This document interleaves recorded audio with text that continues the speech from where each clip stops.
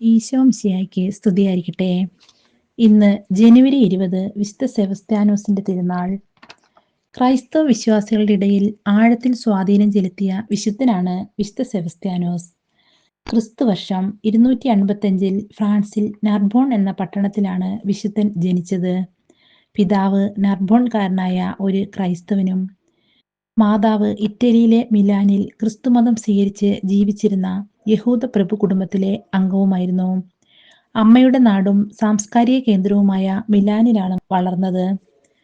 ബാല്യത്തിൽ തന്നെ അദ്ദേഹത്തിന്റെ മാതാവ് ക്രൈസ്തവ വിശ്വാസം പകർന്നു നൽകി.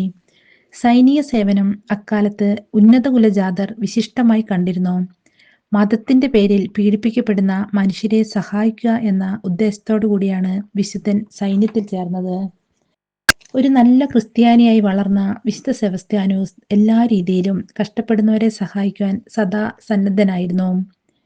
ക്രിസ്ത്യാനിയാണെന്നതിന്റെ പേരിൽ പീഡിപ്പിക്കപ്പെടുന്നവരോടും തടവിൽ കഴിയുന്നവരോടും പ്രത്യേകമായി താല്പര്യം കാണിച്ചിരുന്നു. രഹസ്യമായി അവർക്ക് സഹായം എത്തിക്കുകയും ചെയ്തിരുന്നു.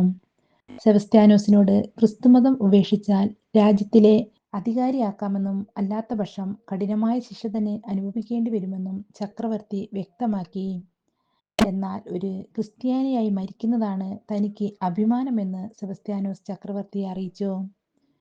കോപിഷ്ഠനായ ചക്രവർത്തി സെബസ്ത്യാനോസിനെ കൈകാലുകൾ ബന്ധിച്ച് മരത്തിൽ കെട്ടി ചാട്ട കൊണ്ടടിക്കുവാനും അതും കൊണ്ടും അനുസരിക്കുന്നില്ലെങ്കിൽ അമ്പെയ്ത് കൊല്ലുവാനും ഉത്തരവിട്ടു. ദേഹമാസകലം അമ്പെയ്ത് മരത്തിൽ കെട്ടി നിർത്തിയിട്ട് പട്ടാളക്കാർ പോയി. മരത്തോട് ചേർന്ന് രക്തം വാർന്നു കിടക്കുന്ന വിശുദ്ധനെ അയരിൻ എന്ന സ്ത്രീ കാണുകയും ശുശ്രൂഷിക്കുകയും മരണത്തിൽ നിന്ന് രക്ഷപ്പെടുത്തുകയും ചെയ്തു.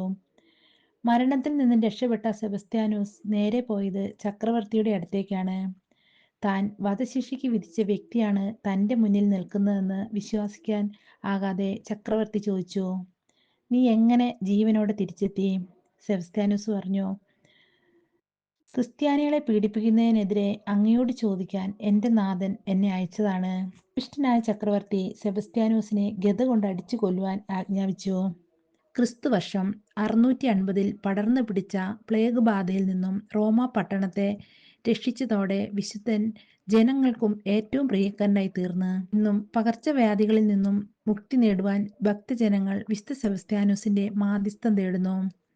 പ്രിയപ്പെട്ടവരെ, എല്ലാവിധ രോഗപീഠകളിൽ നിന്നും പകർച്ചവ്യാധികളിൽ നിന്നും നമ്മളെയും നമ്മുടെ നാടിനെയും കാത്തുരക്ഷിക്കുവാൻ വേണ്ടി നമുക്ക് വിശുദ്ധ സെബസ്ത്യാനോസ് പുണ്യാളന്റെ മാധ്യസ്ഥം തേടി പ്രാർത്ഥിക്കാം.